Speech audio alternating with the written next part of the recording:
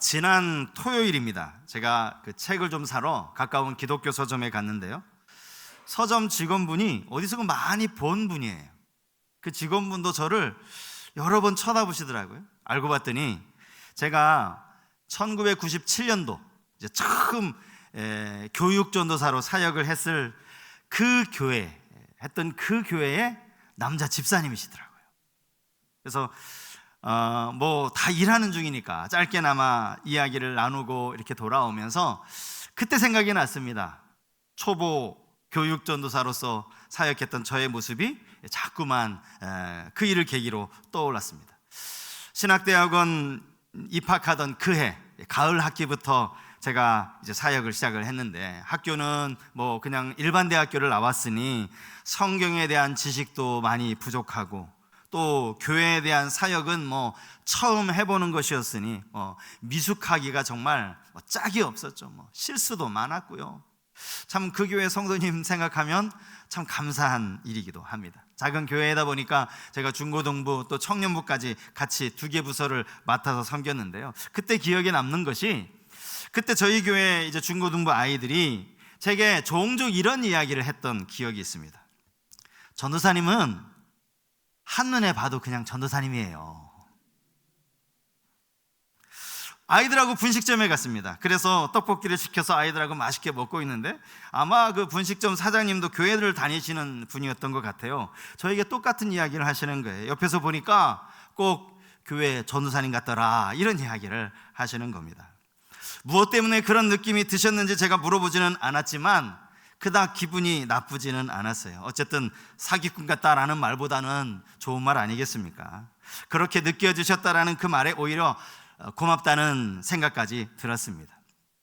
저는 그 신대원을 졸업하고요, 그때 저희 아내를 만났거든요. 소개팅으로 만났습니다.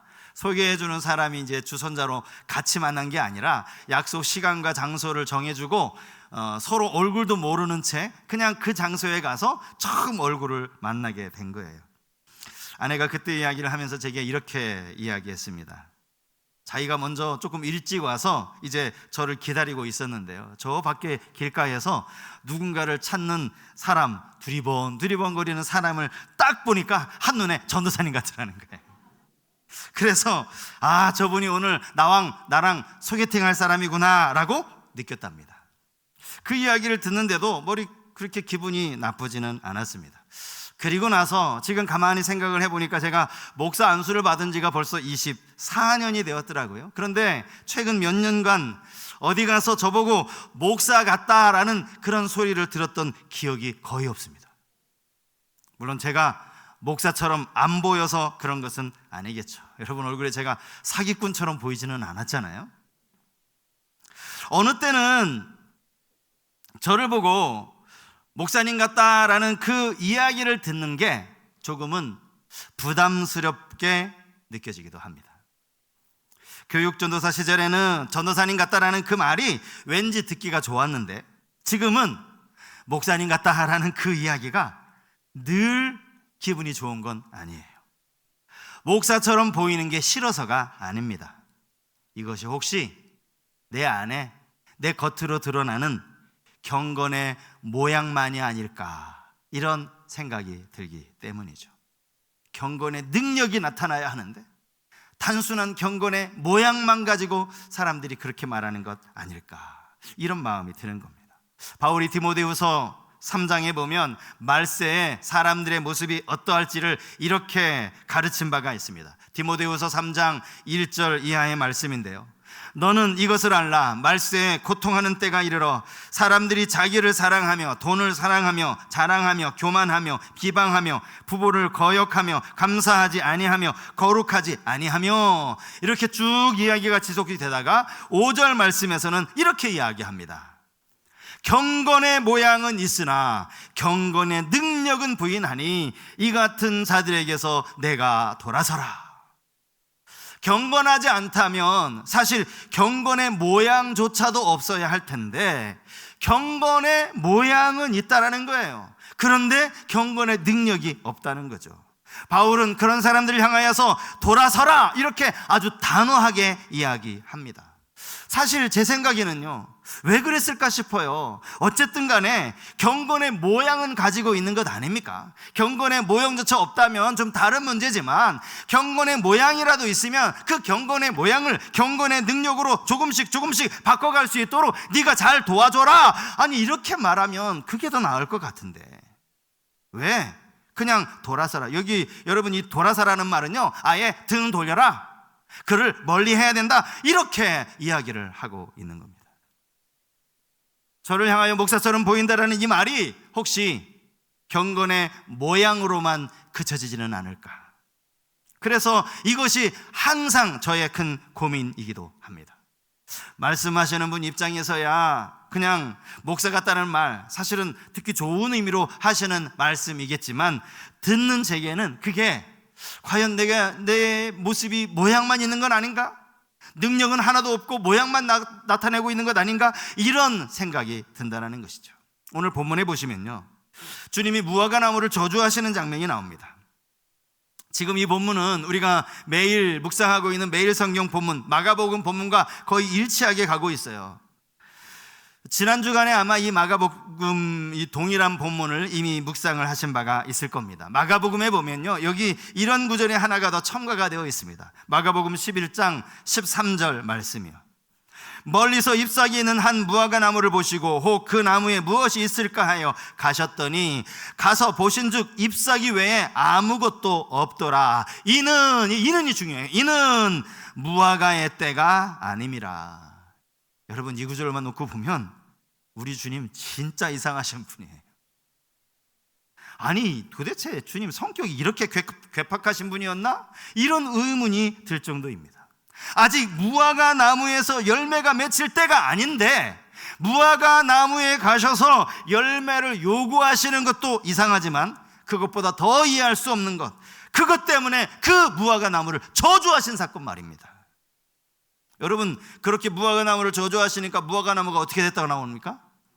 말라서 죽은 거예요. 말랐다라는 말은요, 아예 나무가 죽어버렸다라는 그런 말입니다. 무화과 나무는요, 이스라엘 지역에서 3월 말에 싹이 나기 시작한다고 합니다. 그리고 5월이 되면 이제 조금씩 열매를 맺기 시작하고 8월부터 본격적인 수확을 하는 그러한 나무라고 합니다. 그런데 예수님이 지금 6월절 명절에 예루살렘 들어가신 거잖아요. 그러니까 당시로 치면 대략 한 4월쯤이라고 할 수 있겠죠. 아직 이 무화과 나무에서 열매를 맺으려면 한 달 그 이상을 기다려야 하는데, 아니 이게 당연한 누구나 다 알고 있는 일인데 주님이 열매 맺지 못한 나무를, 그 나무를 향하여 저주하신다는 거예요. 여러분, 이게 말이 되는 이야기입니까? 그래서 많은 성경학자들이 이 부분을 가지고 고민을 많이 해요. 도대체 이게 무슨 뜻일까? 예수님이 정말 잠깐 정신이 나가신 것도 분명히 아닐 텐데 왜 이렇게 말씀하셨을까? 이 본문에 대한 아주 다양한 해석들이 있습니다. 근데 그 중에서 가장 의미가 있고 가장 일리가 있는, 공감이 가는 그런 해석이 뭔가 하면 이게 하나의 상징이라는 거예요. 상징. 본문에 나오는 이 무화과 나무가 사실은 이 무화과 나무를 통하여 이스라엘 공동체, 이스라엘의 종교 지도자들, 그들을 상징하는 것이었다. 이런 해석이 상당히 일리가 있습니다. 많은 사람들이 공감하는 해석입니다. 여러분, 실제로 성경에 보면 이스라엘을 비유하는 나무들이 여러 나무가 나오죠. 포도나무가 나오고 또 감람나무, 무화과나무, 이런 나무들이 다 이스라엘을 비유하는 나무들입니다. 그 중에서도 본문처럼 잎사귀만 무성한 무화과나무, 겉으로 보이기는 그럴듯해 보이지만 실상 가까이 가서 보면 열매를 찾아볼 수 없는 나무, 이게 바로 무화과나무. 이것이 바로 당시 이스라엘의 현 주소였다라는 것입니다. 그러면 잎사귀는 무엇을 의미할까요? 이스라엘 백성들이 가지고 있었던 그 잎사귀, 그것은 아마 형식적으로 습관적으로 지역해 오던 어떤 그들의 율법일 것이고 그들의 종교 의식이라고 할 수 있겠죠. 이처럼 6월절 명절이 될 때마다 하나님 앞에 제물을 들고 와서 제사를 드리는 이런 모든 것들이 말하자면 잎사귀라고 할 수 있는 겁니다. 그런데 사실 잎사귀 자체가 나쁜 건 아니에요. 오늘 본문에 주님이 무섭게 책망하실 만큼 지금 성전 마당이 지금 비둘기 팔고 양 팔고 또 돈 바꾸는 사람들로 인해서 마치 시장 바닥처럼 되어 버렸지만, 사실 이것을 반대로 생각하면요, 어쨌건 간에 이들은 지금 유월절을 맞이해서 하나님 앞에 제물을 드리려고 예루살렘에 찾아온 사람 아닙니까? 그 제물도 그냥 제물이 아니라 어쨌든 흠없는 제물을 드리기 위해서 시장에 상인들과 지금 거래를 하고 있는 것 아니냐고요. 자기가 가지고 있는 돈 그냥 내면 되는데, 이 돈, 이거 로마 황제의 신상이 새겨져 있어서 이것을 굳이 비싼 환전 수수료를 내가면서 유대 화폐로 바꾸는 이런 사람들의 그 열심은 얼마나 귀하냐고요. 적어도 제가 생각하기에, 제가 추측하기에 유대인 이 명절이라고 해서 모든 유대인들이 다 예루살렘 성전에 왔을까? 그렇지 않았을 거예요. 너무 바쁘다는 핑계로 예루살렘 성전을 찾지 않은 사람들도 분명히 있었을 거예요. 뿐만 아니라 내가 지금 주머니 사정이 여의치 않다고, 내가 경제적으로 좀 어렵다고 해서 제물을 드릴 생각도 안 하고 그냥 성전에만 들렸다가 가는 사람들도 분명히 있었을 겁니다. 그들에 비하면 이들은 어쨌든 그 값을 치러가면서 그렇게 하나님께 제물을 드리려고 했던 그런 사람들 아닙니까? 제사장도 마찬가지예요.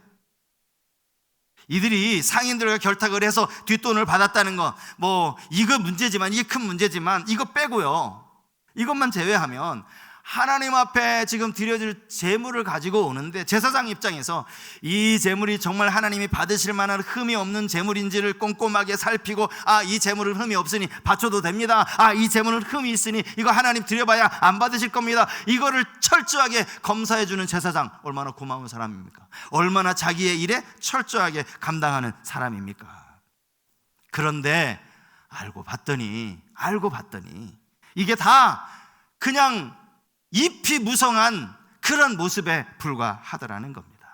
그들 안에 하나님을 향한 경외가 없다라는 거죠. 주님이 외식하는 서기관들, 외식하는 바리새인들을 향하여서 책망하실 때 이런 말씀하셨잖아요. 마태복음 15장 8절 말씀이요. 이 백성이 입술로는 나를 공경하되 마음은 내게서 멀도다. 여러분, 일반 사람들이 그들의 마음이 어떠한지 어떻게 알아요? 입술로 막 하나님 공경하면, 저 사람 하나님 잘 섬기는구나, 하나님 공경하는구나, 그렇게 알 거 아닙니까? 그런데 실상 그 마음을 보니까 마음이 내게서 멀도다. 이 말은 한마디로 하나님 공경하지 않더라는 거예요.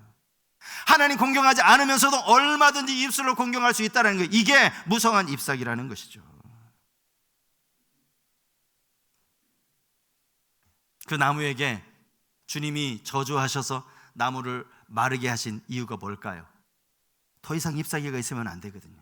왜냐하면 그 잎사귀 때문에 사람들이 그 나무에 열매를 얻으려고 찾아올 것이기 때문에 그 잎사귀 자체도 말라버려야 돼요. 그 잎사귀 자체도 없애버려야 돼요. 그래서 그 나무를 하나님이 마르게 하신 거라는 겁니다.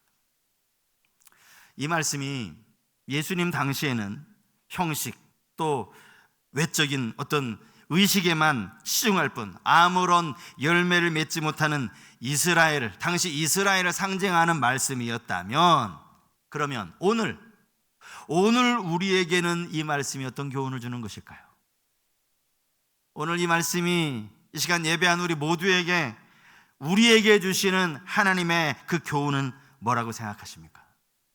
먼저는 우리에게 붙어있는 잎사귀는 뭔지를 한번 생각해 봐야 돼요. 내게 붙어있는 잎사귀. 제게도 잎사귀가 있어요. 그것은 어쩌면 목사라는 하나의 타이틀일 수 있습니다. 사람들이 그래도 목사라고 하면 그래도 나름 경건할 것이라고 그렇게 기본적으로 전제하는 목사라는 타이틀. 총신에서 공부했고 또 분당 우리 교회라는 건강한 교회에서 8년 동안 부목사로 사역을 했고, 이런 모든 저의 이력들이 제게는 잎사귀가 될 수 있습니다. 나 이런 사람이야, 겉으로 보기에 말이죠. 그와 마찬가지로 여러분들에게도 잎사귀가 얼마든지 있을 수 있습니다. 나 모태신앙이야, 나 이 교회 장로야, 나 이 교회 권사야, 나 이 교회 중직자야 라는 것이 어쩌면 잎사귀가 될 수 있습니다. 기도는 하지만 사람들에게 보이려고 하는 외식적인 기도, 이것이 얼마든지 무성한 잎사귀가 될 수도 있겠죠. 누가복음 18장 11절과 12절 말씀 보면 이런 말씀이 나옵니다. 바리새인은 서서 따로 기도하여 이르되 하나님이여, 나는 다른 사람들 곧 토색, 불의, 간음을 하는 자들과 같지 아니하고 이 세리와도 같지 아니함을 감사하나이다. 나는 일에 2번씩 금식하고 또 소득에 11조를 드리나이다. 여러분, 11조 드리고 일에 2번 금식하는 게 문제가 아니에요. 이것을 자꾸 사람들에게 보이려고 하는, 이것을 자기를 드러내는 무성한 잎사귀로 만드는 게 문제죠. 사실 잎사귀가 뭐가 문제입니까? 잎사귀가 붙어 있다라는 건요, 어떤 면에선 그 나무가 아직 살아있다라는 거예요. 나무가 죽으면 잎사귀도 금방 떨어지잖아요. 잎사귀가 붙어 있다라는 건 여전히 그 나무가 살아있다라는 거예요. 그렇다면 그 잎사귀, 우리를 덮고 있는 이 잎사귀에 맞는 열매가 무엇일까? 열매. 잎만 무성한 무화과 나무가 되지 않고 열매를 맺으려면 어떻게 해야 하는가? 어떤 열매를 맺어야 하는가? 성경 전체적으로 우리가 열매에 대해서 다양하게 말씀을 찾아볼 수 있겠지만, 저는 특별히 오늘 이 본문에서 주님이 지금 무화과 나무 마른 일로 인하여서 제자들이 예수님께 질문을 하자 예수님이 오늘 본문에서 2가지를 말씀을 하고 계세요. 이 이야기가 좀 이어지고 있습니다. 좀 내용이 서로 다른 것 같은데 오늘 본문에는 이게 이어지고 있다는 말이죠. 먼저 제자들이 물었습니다. 주님이 저주하시니까 어떻게 이 무화과 나무가 말랐네요? 그러니까 주님이 바로 이어서 뭐라고 말씀하시는가? 본문 21절 말씀 보시겠습니다. 예수께서 대답하여 이르시되 내가 진실로 너희에게 이르노니 만일 너희가 믿음이 있고 의심하지 아니하면 이 무화과 나무에게 된 이런 일만 할 뿐 아니라 이 산더러 들려 바다에 던져지라 하여도 될 것이요. 주님은 지금 믿음의 열매를 말씀하고 계시는 거예요. 믿음의 열매. 믿음이 있으면 이 산더러 바다로 던져지라 하여도 그렇게 될 것이다. 믿음이 있으면. 물론 이 믿음에도 잎사귀만 무성한 믿음이 있을 수 있습니다. 겉으로 보기에는 잘 믿는 것 같아요. 믿음에 아무런 문제가 없어 보입니다. 대단한 믿음처럼 보입니다. 하지만 삶에 조그만 어려움이 찾아오면 믿음이 흔들려요. 내가 무슨 믿음이 있었나 싶을 만큼 마음속에 막 의심이 찾아오고 막 원망이 찾아옵니다. 여러분, 이게 우리의 믿음이 그냥 무성한 잎사귀에 불과하다는 것을 보여주는 증거라는 사실이죠. 우리는 정말 주님이 우리의 모든 삶을 인도하심을 믿습니까, 여러분? 우리의 인생에 고난이 없고 어려움이 없고 늘 평안한 삶이 있을 때는 마치 주님이 인도하시는 것 같고 주님이 나와 함께 하시는 것 같고, 내 삶에 어려움이 찾아오면 주님이 나를 떠나시는 것 같고 주님이 나를 버리신 것 같고, 이건 온전한 믿음이 아니야. 이거야말로 잎사귀만 무성한 믿음에 불과하다라는 거예요. 고난을 지나봐야 우리의 믿음이 어떤 믿음인지 알 수 있습니다. 저는 복음서에 나오는 한 아버지의 이 절규가 꼭 저의 절규인 것 같아요. 저도 가끔 이런 기도를 하나님 앞에 드리고 있거든요. 그게 뭐냐 하면 마가복음 9장에 나오는 이 귀신 들린 아들을 둔 이 아버지의 절규 말입니다. 그가 예수님을 향하여서 이렇게 절규합니다. 마가복음 9장 24절 말씀이요. 곧 그 아이의 아버지가 소리를 질러 이르되 내가 믿나이다. 나의 믿음 없는 것을 도와주소서 하더라.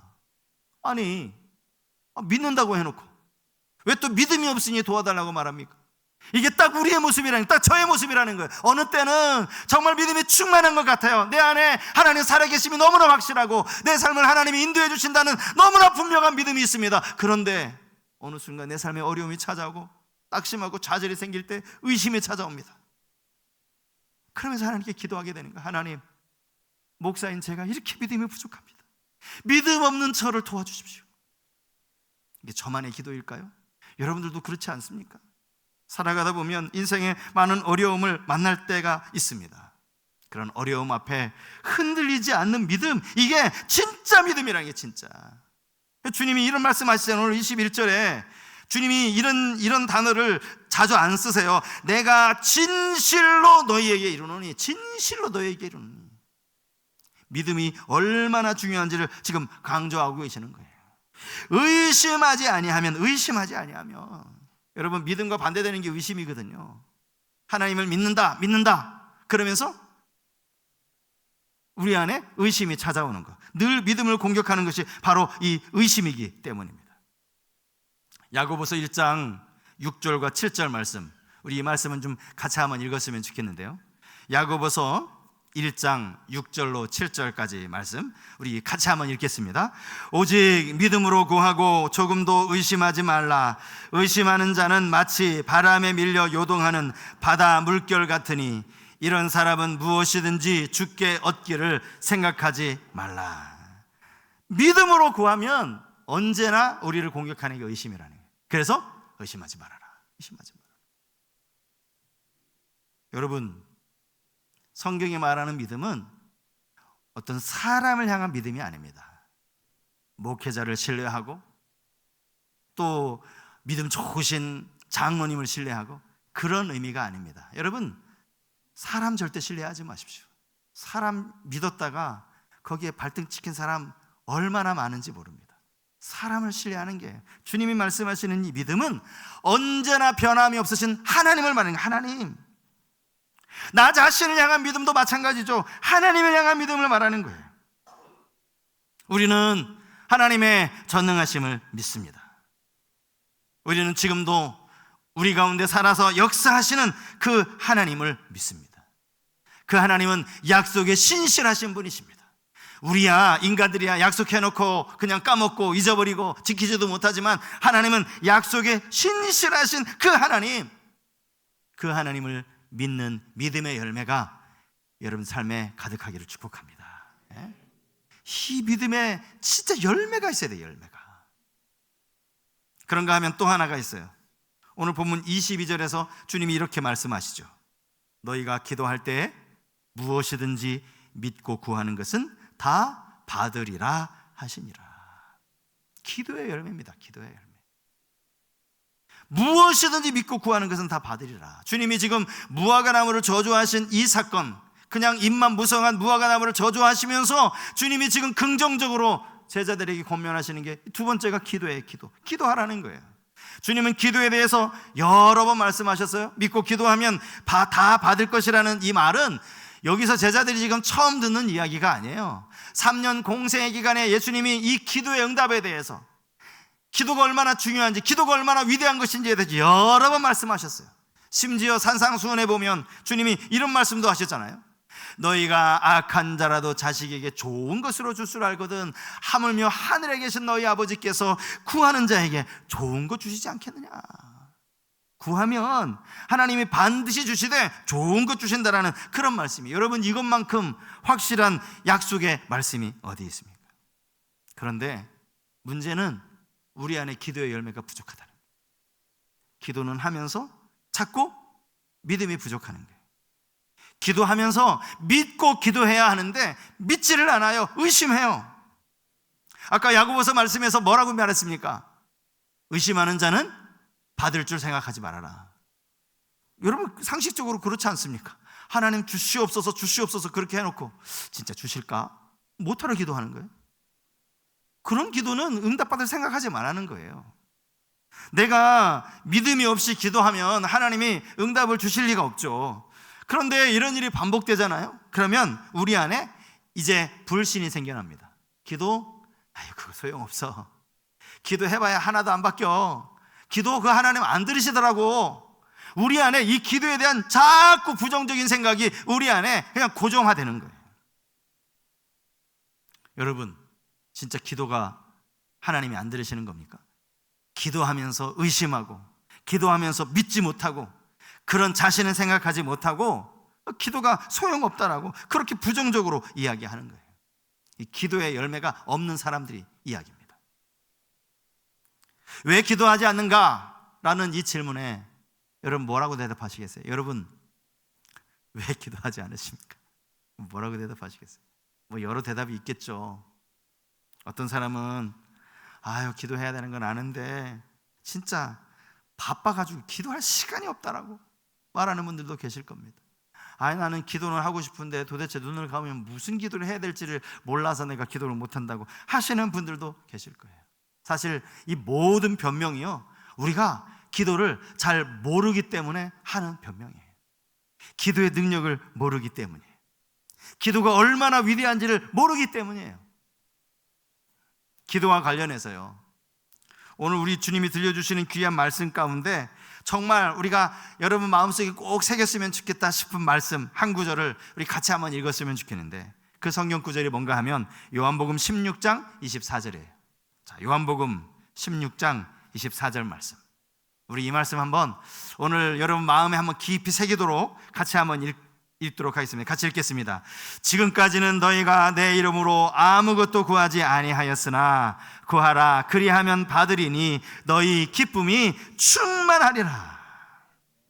지금까지는 구하지 않았다, 이 말은요, 주님이 아직 중보자로 이 땅의 모든 인류의 죄를 대속하시려고 십자가를 지시기 전이거든요. 그러니까 아직까지는 주님이 그 구속 대속자의 역할을 하지 않으셨을 때니까 그때까지는 구하지 않았지만 이제부터는 구하라. 언제부터? 주님 십자가 지시고 우리의 모든 죄를 다 담당하시고 하늘에 오르셔서 하나님 보좌 우편에 앉으셔서 지금 우리를 위해 기도하신 바로 그때로부터 너희가 이제 기도해.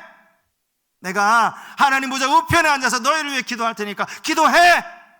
너희 드리는 기도 내가 다 받을 테니까 기도해. 그렇게 말씀하시는 거예요.